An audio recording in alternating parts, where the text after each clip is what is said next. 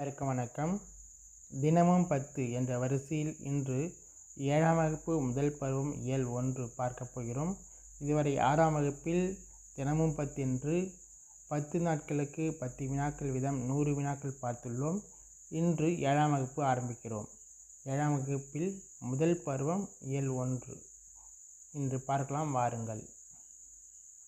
வினாக்களும் விடைகளும். உலக மொழிகளில் தொன்மையான நம் தமிழ்மொழி வாழ்வுக்கு தேவையானவற்றை கூறுவதாக எங்கள் தமிழ் செய்யுள் பகுதியில் இடம்பெற்றிருக்கிறது.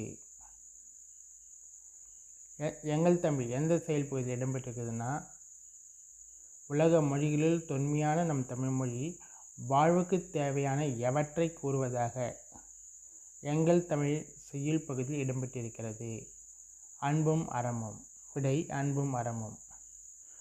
2வது வினா, இன்பம் பொழிகிற வானொலியாம் இது யாருடைய வரிகள்?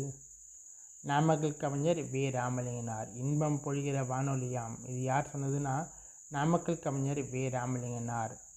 பொருள் பெற யாரையும் புகழாது போற்றாதாரையும் இகழாது என்னும் வரிகள் எந்த தலைப்பின் கீழ் இயற்றப்பட்டது?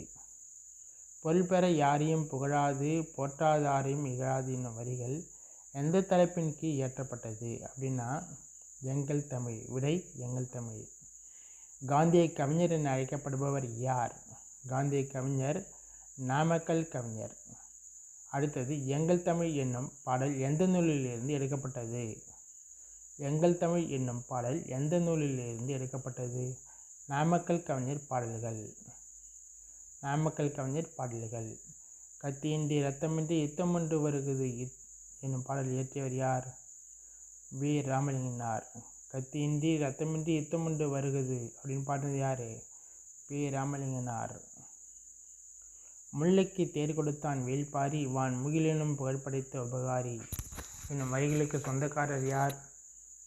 முல்லைக்கு தேர் கொடுத்தான் வேல்பாரி வான் முகிலெனும் புகழ்படைத்த உபகாரி என்னும் வரிகளுக்கு சொந்தக்காரர் உடுமலை நாராயணகவி. உடுமலை நாராயணகவி.